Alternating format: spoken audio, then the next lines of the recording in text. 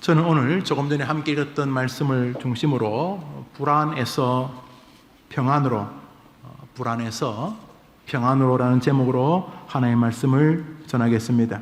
먼저 해림교회 5월 29일 주일 3부 예배에 나오신 모든 하나님의 귀한 백성들에게 하나님의 이름으로 축복과 사랑을 전합니다.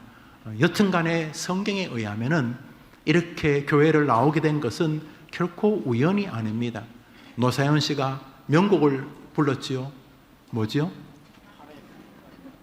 우리 만남은 뭐지요? 그렇죠. 우리는 필연을 믿는 종교인들입니다. 겉으로는 하도 가자 그래가지고 하도 그래서 온 것처럼 보이지만은 우리는 그 배후에 하나님이 계신 줄 믿습니다. 오늘의 만남이 교회와의 첫 만남이요 마지막 만남이 될 수도 있지만은 그 또한 하나님의 섭리 안에 있다고 믿기 때문에 하나님의 은혜 가운데 여러분을 만나게 하신 하나님의 뜻을 믿고 이 자리에 오신 모든 분들을 축복하며 하나님이 이 시간 은혜 주시기를 주님의 이름으로 축원합니다. 사람들은 불확실한 것을 참 힘들어합니다. 집값이 계속 오르는 것도 문제고 내리는 것도 문제이지만은 집값이 계속 오르거나 반대로 집값이 계속 내린다면은 사려는 사람이나 팔려는 사람이 정할 수 있는 마음의 공간이 굉장히 좁아집니다. 어차피 집 사두면 계속 올라. 어차피 집 사면 계속 내려. 미래가 어느 정도 예측이 가능하다면 물론 오르고 내리는 것이 힘겹기는 하지만은 사거나 팔 때에 예측할 수 있던 범위 내에서 그나마 평강이 있습니다. 문제는 대통령이 바뀌었어, 혹은 물가가 올라서 내려서 세계 경기가 요동쳐서, 혹은 코로나와 같은 역병이 세계에 돌아서 집값이 오를까? 다음 달이나 가을쯤에 내릴까? 연말에 집값이 오를까? 내릴까? 정확히 모를 때가 사람들이 불안합니다. 사야 되나? 팔아야 되나? 사람은 불확실하면 힘들어하게 됩니다. 경제를 예측하는 직업을 가진 사람들이 제일 나쁘게 평가하는 회사는 망한 회사거나 잘 되는 회사가 아니랍니다. 경제를 예측하는 직업을 가진 사람들이 제일 안 좋게 생각하는, 평가가 가장 안 좋은 회사는 어떻게 될지 모르는 회사라고 합니다. 불확실한 회사. 아니, 저 회사가 망해버리든지 아니면 엄청나게 잘 되든지 막 그러면 뭘 예측을 할 수 있겠는데, 저 회사가 망할지 안 망할지 모르는 회사가 가장 경기를 예측할 때 안 좋은 회사라고 합니다. 이렇듯 사람들은 불확실한 것을 힘들어합니다. 할 수만 있으면 확실한 것을 붙잡고 싶어 합니다. 이 사람이 나를 좋아하는지, 이 사람이 나를 좋아하지 않는지 확실히 알고 싶어 합니다. 이 교회, 해림교회가 내 인생의 전환점이 될지, 이 교회가 내게 복이 될지 아닐지 알고 싶어 하는 것이 당연합니다. 그래야 무언가를 결정할 수 있기 때문입니다. 500년 전에 루터라고 하는 청년이 있었습니다. 청년이라기보다는 그가 신부였고 신학교 선생이었으니까, 그 시대는 교회라는 것이 하나밖에 없었으니까 그걸 기독교라고 부르던 카톨릭이라는 단어가 공회, 함께 모여있는, 사도신경의 공회라는 말이 바로 카톨릭입니다. 그러니까 그 시대의 교회는 하나니까 요즘으로 하면 루터는 목사라고 보아야 하겠지요. 이 젊은 목사의 마음에 바로 이 불확실함이 있었습니다. 집값이 오를까 내릴까 그런 게 불확실한 게 아니고, 이 루터라고 하는 청년의 마음에 불확실한 것은 나는 죽으면 구원받는가? 이게 이 사람의 부담이었어요. 이거 사는 게 지옥인데 살다 끝나면 끝이지, 천국 있으면 있고 없으면 없어, 이렇게 사는 사람들이거나 있을 거야. 없을지도 모르겠어. 난 몰라. 불가지론. 있어도 그만이고 없어도 그만이고. 대부분 다 그렇게 신앙생활 할 때 이 청년은 진짜 확실한 걸 알고 싶었습니다. 나는 구원받았나? 천국이 있나? 지옥이 있나? 좋아, 천국이 있고 지옥이 있다고 성경이 말하고 신부님들 추기경 교황이 말하니까 좋아, 천국과 지옥은 있다고 믿자. 그럼 나는 이 목사 노릇 하다가 신학교에서 이 선생 노릇 하다가 죽으면 이 지옥 가는 거 아닌가? 이거 나는 구원받았나? 이 젊은이의 마음에는 그것을 확실하게 알고 싶은 마음이 있었습니다. 루터가 살던 1500년대 이 중세 교회의 구원가는 단순합니다. 한번 따라합시다. 구원받으려면 구원받을 만한 사람이 되라. 쉽지요? 구원받으려면 말도 구원받을 만한 사람이 되고, 생각도 구원받을 만한 사람이 되고, 행위도 구원받을 만한 사람이 되라. 쉬워서 구원받으려면 구원받을 만한 인간이 되라. 아주 심플한 교리였습니다. 그래서 구원에 합당한 삶을 살아라. 말하는 거, 행동하는 거 그렇게 살아라. 그러니까 오늘도 구원받기 위해서 최선의 믿음의 길을 걸어가라 이렇게 말했죠. 문제는 그게 가능하냐는 것입니다. 내가 오늘 죽어도 나는 천국 갈 수 있나? 오늘 지금 내 마음이 막 분노, 열등감, 시기 이리 가득한데 외식, 믿음 좋은 척하고 나는 오늘 구원받을 수 있나?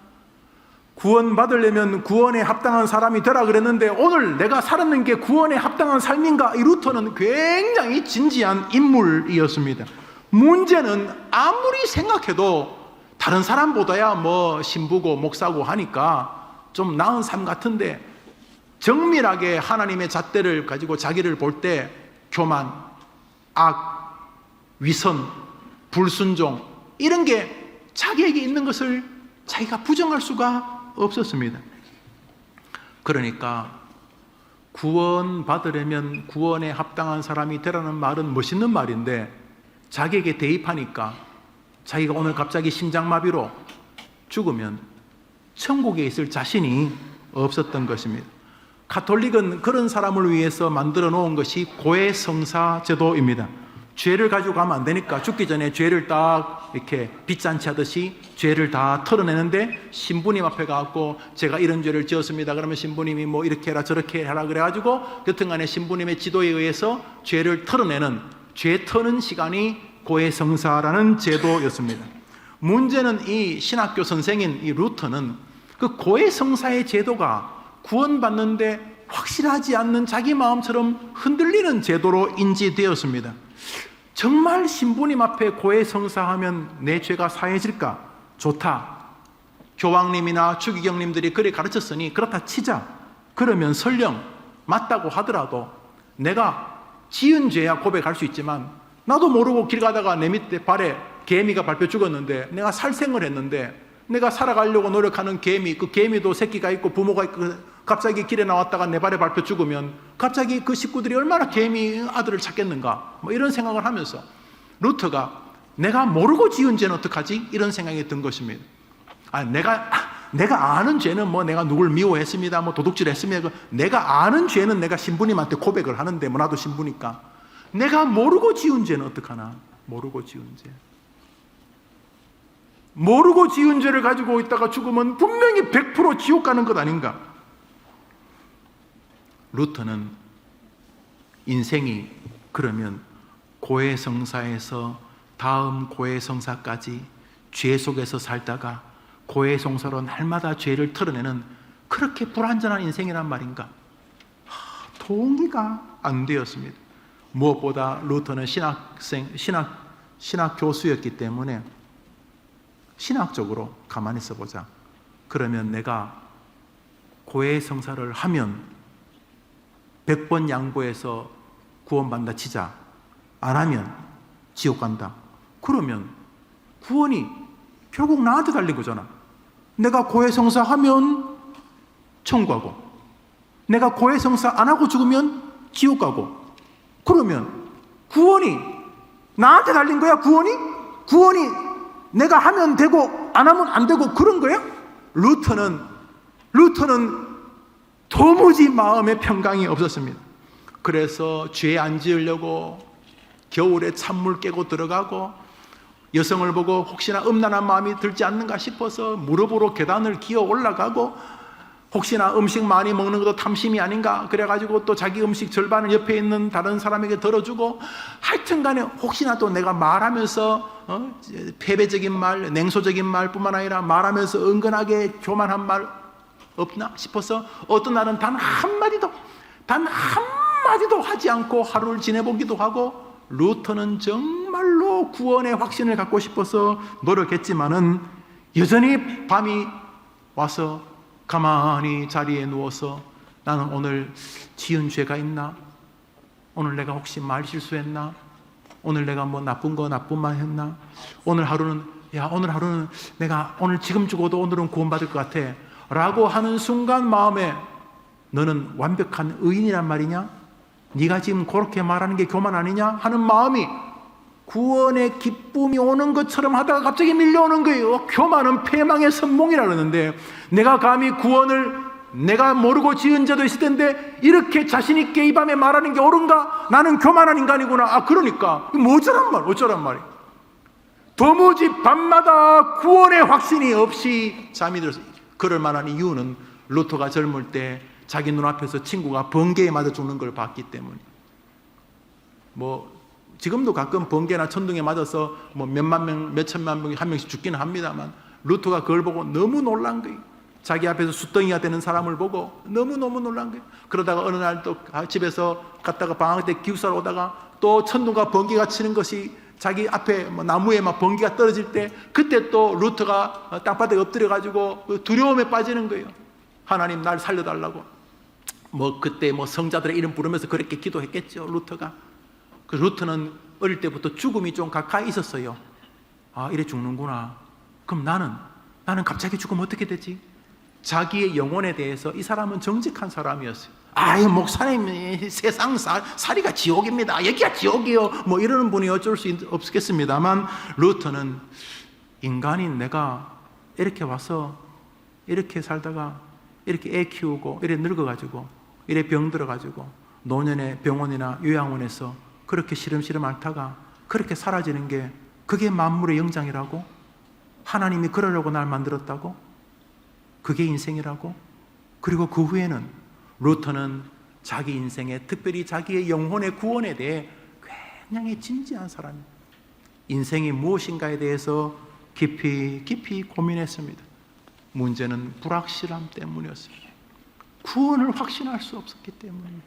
이 불확실함이 세계 역사를 바꾸는 종교개혁의 도화선이 되었던 것입니다. 그렇게 불확실한 마음을 가지고 살던 어느 날 우리처럼 성경을 이렇게 읽고 있었습니다. 그때 한 성경을 또 보게 됩니다. 에베소서 3장입니다.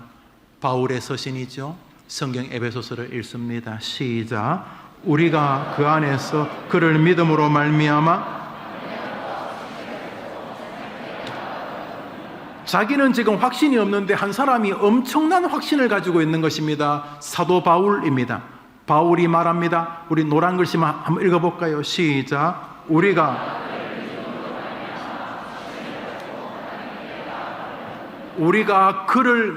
그를 예수를 말하는 것은 루터가 알았겠죠? 우리가 예수라고 하는 베들레헴 마을간에 태어나서 베드로를 비롯한 제자 몇 명을 데리고 살다가 십자가에 못 박혀 죽고 죽은 지 사흘 만에 부활했다고 하는 그 예수 그리스도, 우리가 그를 믿음으로 말미암아 확신을 가지고 하나님 아버지께로 나아간다는 이 구원의 확신이 가슴 깊이 담겨있는 한 사람을 물끄러미 보았습니다. 옛날에는 참 이 사람 참 부럽다 싶었는데 어느 날 왜 이 사람은 확신이 있지? 이런 생각이 들었습니다. 바울이 사람을 죽였잖아요. 스데반 집사님 때려 죽인 사람이 바울 아닙니까? 이 살인자가 뭐에 근거해가지고 이 구원의 확신을 가지지? 그로 말미암아, 우리가 그를 믿음으로 말미암아 그 분 때문에, 예수 때문에 내가 하나님 아버지께로 확신을 가지고 담대히 나아간다는, 지금 자기 안에 있는 불안함과 전혀 다른 확신을 가진 한 인물을 발견하게 됩니다. 그는 무언가 이상한 것이 자기 안에서 뜨겁게 올라오는 것이 느껴집니다. 왜 저 사람은 교회 다니는데 확신이 있고 나는 이 모양 이 꼴이지? 저 사람도 80이고 나도 80이고 언제 죽어도 이상한 게 없는데 왜 저 친구는 저런 확신을 가지고 살고 나는 이러지?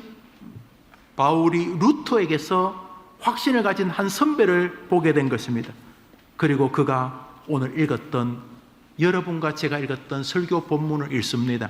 로마서 8장입니다. 읽읍시다. 시작. 그리스도 예수 안에 있는 생명의 성령의 법이,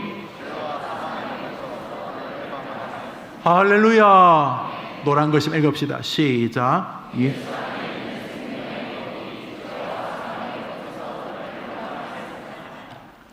이 구절에는 바울이 회개하거나 바울이 죄를 버려서 이런 말이 없습니다. 이 본문에는 예수 안에 있는 어떤 법이 죄와 사망, 지금 자기 마음입니다. 루터, 나는 죄로 인하여 지옥 가지 않을까? 명색이 신부인데, 명색이 목사인데 나 지옥 가지 않을까? 하는 이 예수 안에 있는 어떠한 법이 죄와 사망에서 허덕이고 있는 법을 바꾸었다는 독특한 교리를 보게 됩니다. 가슴이 막 벌렁벌렁 뛰었습니다. 예수 안에 있는 생명의 법이 죄와 사망의 법에서 너를 해방하였음이라 이렇게 말합니다. 그런 다시 로마서를 천천히 읽어봅니다. 로마서 1장입니다. 읽읍시다. 시작. 한번 따라합시다. 믿음으로 말미암아 살리라.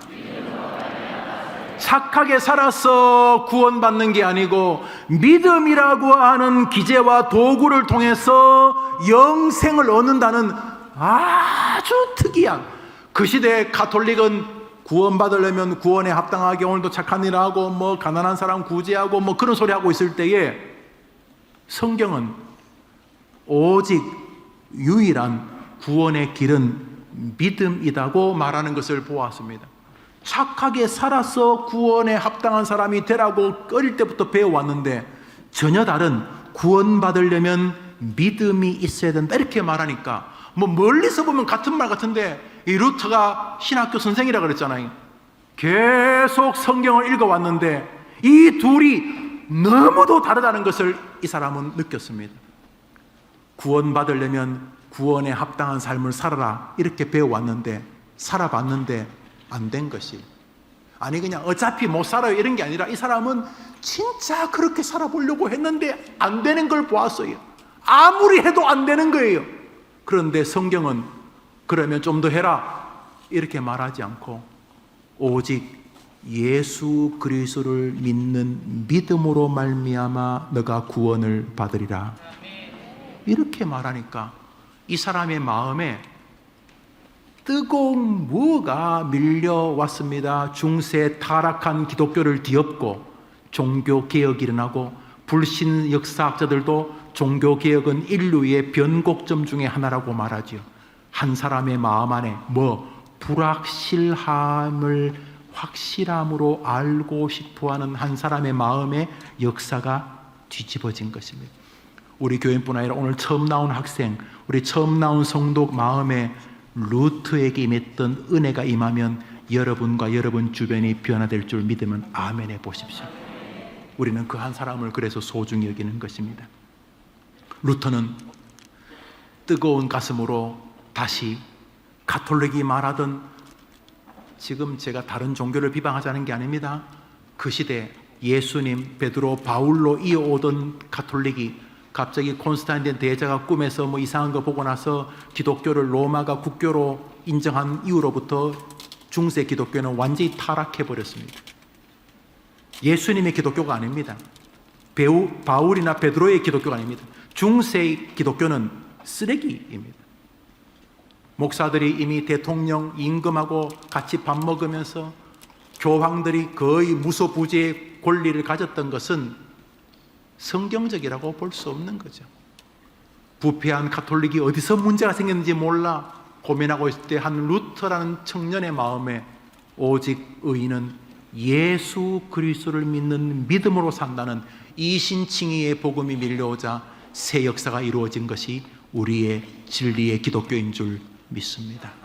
그래서 바울은 모든 거 다 멈추고 착하게 살고 착하게 살아야 되겠죠. 그렇지만 그것도 멈추고 루터는 성경을 읽기 시작합니다. 가슴 뜨거운 바울의 고백이 그를 붙잡기 시작합니다. 사도 바울은 아시다시피 예수님 믿기 전까지 이상한 종교심을 가지고 사람을 때려 죽이던 인간이었습니다. 참 이 이데올로기가 무서워요. 이데올로기가 사실 종교와 붙어 있는데요. 이상한 데 빠지면 사람이 병자가 되는 거죠. 바울이 그랬어요. 그 이상한 이데올로기에 빠져가지고 예수 믿는 사람을 잡아 죽였어요. 자기 확신을 가지고. 그러다가 예수님 만났어요. 사울아 사울아 너가 왜 나를 박해하느냐? 누구시니까? 나는 네가 죽었다고 믿는 예수 그리스도다. 그 순간 다메섹에서 바울이 뒤집어지죠. 예수님 만났어요. 바로 루터가 만났던 그 예수님 만났어요. 오늘 해림교회 나왔고 김 목사도 만나지 말고 장로님도 만나지 말고 가장 먼저 예수님 만나게 되기를 축복합니다. 루터의 마음을 뜨겁게 했던 선배 바울은 이미 루터보다 1500년 전에 그 진리를 발견했던 것입니다. 오직 의인은 예수를 믿는 믿음으로 산다는 세계를 발견했던 것입니다. 바울의 고백입니다. 로마서 8장을 읽습니다. 몇 절 읽읍시다. 시작. 누가 정죄하리요? 죽으실 뿐 아니라 다른 그리스도 예수시니 그는 하나님 우편에 계신 자요 우리를 위하여 간구하시는 자시니라. 누가 우리를 그리스도의 사랑에서 끊으리요? 환난이나 곤고나 박해나 기근이나 적신이나 위험이나 칼이랴. 내가 확신하노니 사망이나 생명이나 천사들이나 권세자들이나 현재일이나 장래일이나 능력이나 높음이나 기쁨이나 다른 어떤 피조물이라도 우리를 우리 주 예수 그리스도 안에 있는 하나님의 사랑에서 끊을 수 없으리라. 할렐루야. 살인자라. 살인자. 저 양반 살인자. 사람을 죽인 사람이 평생 죄책감으로 살아야지. 저 인간이 믿음 좋은 스데반 지사님 지금 2부 예배 드리고 지금 우리 안수 집사님 지금 고기 굽고 있을 거예요. 냄새 나요? 저분들 그 믿음 좋은 안수 집사 스데반을 돌로 때려 죽였어요. 사울이 지금 바울 저 사람이. 그런데 뭐라 그래요? 누가 나를 정죄하겠느냐? 누가? 왜? 예수님 안에서 나는 구원받았기 때문이다.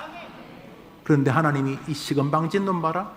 야 이 나쁜 놈아, 실수로 교통사고로 남을 죽여도 평생 죄책감 살아야 되는데 지가 돌 가지고 사람을 죽여놓고 저 뻔뻔스럽게라고 말하지 않고 성경이 기록되게 하신 거예요. 왜요? 맞다는 거예요. 예수 안에 있는 사람에게는 정죄함이 없는 줄 믿습니다. 불신자들은 이걸 동의하지 못해요. 참 기독교 편하다. 죄 짓고 뭐 예수님, 죄 짓고 예수님, 뭐 예수님, 아야. 기독교인들 그래요. 욕먹을 만해요. 그런데 그들은 아직 기독교의 진리를 몰라요. 물론 그런 욕먹을 분들이 기독교의 깊은 진리를 아직 덜 배웠기 때문이긴 하지만, 그러나 변화없는 진리는 진리예요. 구원은 예수를 믿는 믿음으로 벌어지는 하나님의 세계이기 때문인 것입니다.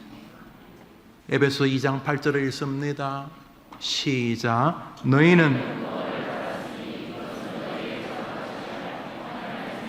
사랑하는 여러분, 구원은 여러분이 만들어내는 거 아닙니다. 구원은 예수 그리스도가 십자가에서 죽음에서 주신 하나님의 선물인 줄 믿으시기를 바랍니다. 오늘 한번 나와주고 다시는 교회를 안 나오시려고 마음먹으신 분이 계신다면 오늘 이 설교가 여러분에게 생사를 가르는 설교라고 믿으시고, 예수 믿으면 구원받는다고? 예수가 뭐지? 믿는다는 말은 뭐지? 예수 믿어 구원받는다. 예수라는 말도 모르겠고 믿어라는 말도 잘 모르겠고 구원이라는 말도 모르겠고 받는다는 말도 잘 모르겠다. 예수 믿어 구원받는다. 하나 그런 거 필요 없어요. 뭐 그러시다면 오늘 여러분은 하나님의 말씀과 크게 상관없는 한 시간을 보내주신 것이죠. 그러나 혹여나 마음속에 뭐지? 그건 뭐지 그거? 하는 조금이라도 죽음과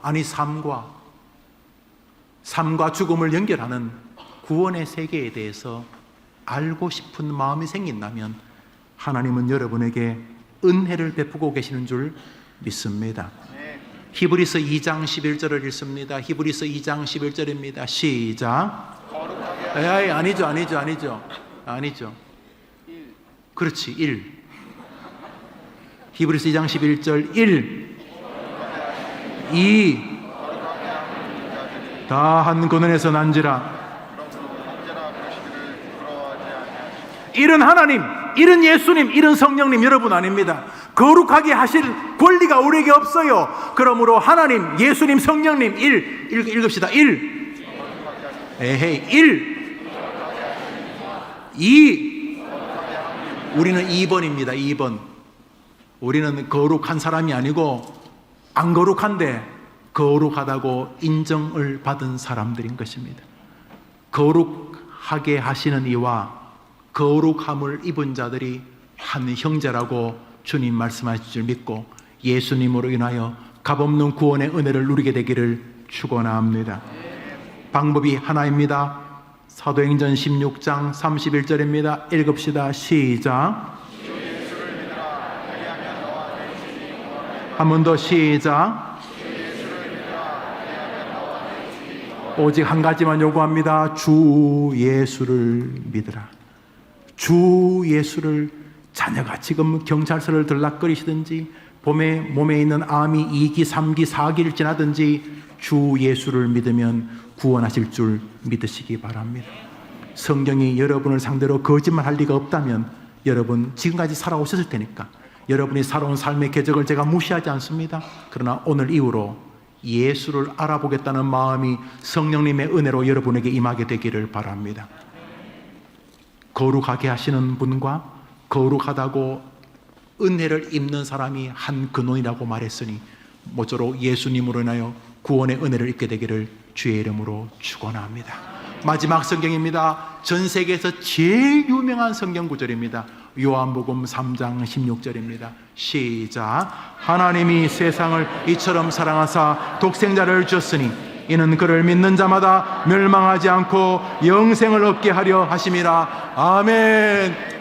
하나님이 세상을, 여러분을 이처럼 사랑하사 독생자 예수를 주셨으니 이는 그를 믿는 자마다 멸망치 않고 영생을 주실 줄 믿습니다. 어떻게 이 자리에 오셨든지 간에 오늘 이 시간 베들레헴 마옥간의 동정녀 마리아의 몸에서 태어나 30년의 삶을 살다가 인류의 죄를 지고 십자가에 죽으시고 죽은 지 사흘 만에 부활하신 예수 그리스도, 지금도 이 자리에 계시고 모든 기독교인들이 기도 끝에 예수님 이름으로 기도합니다. 기도만 하면 언급하는 그 예수님을 영접하는 은혜가 있게 되기를 축원합니다. 여러분이 이 교회를 나오시다면 우리 교회는 온 힘을 다해서 여러분을 돕겠습니다. 자, 바베큐 먹으러 갑시다. 제가 오늘 기도하겠습니다. 기도를 끝나면 우리 성도님들은 잠시 앉아 계셔 주시고 우리 오늘 처음 오신 분들과 그분을 인도하신 분들이 잠시 1층으로 나가도록 도와주시고, 지하 식당에서는 연장자들과 또 장애우들이 식사하고, 오랜만에 교회 안팎에서 날씨도 하나님이 구름으로 가려주셨는데 돗자리에 피면서 함께 식사하고, 정말 음식은 아주 많이 준비했다고 합니다. 숯불 혹은 또 삶은 그런 고기들도 있다고 하는데 충분히 즐겁게 교제하시기를 바랍니다. 기도하겠습니다. 자비로우신 주님, 한 사람을 교회로 데려오신 얼마나 어려운지 압니다. 이미 예수를 믿는 우리들도 옛날에 그랬습니다. 예수 믿는 사람 다 모자라 보이고 저렇게 사람이 의지가 약하니까 종교에 기대는 것 아닌가, 그런 생각을 했었는데 성경을 읽어가면서 설교를 들어가면서 그리고 내 자신에 대해서 정직해지면서 사람의 존재를 성령이 너무도 완벽하게 이해하고 계실 뿐만 아니라 구원의 기쁨을 주시는 은혜를 입어 먼저 예수 믿게 하신 것 감사합니다. 오랜만에 혹은 처음으로 교회에 나오신 분들이 계십니다. 이분들이 해림교회를 통해 제2의 전성기를 누리게 도와주시옵소서. 예수님의 이름으로 기도합니다. 아멘. 구주 예수님의 은혜와 하나님의 사랑과 성령의 위로와 교통하심이 예배하고 내 마음에 예수님 주신 것 감사합니다 고백하거나 예수 믿는다는 말 무슨 말인지 알아보고 싶다, 그런 마음을 가지고 다시 신앙생활을 한번 해보려고 마음 계획하시는 오늘 나오신 모든 분들과 이 아름다운 예배를 위해 수고한 모든 헌신자들을 위해 영원토록 함께 있을지어다. 아멘.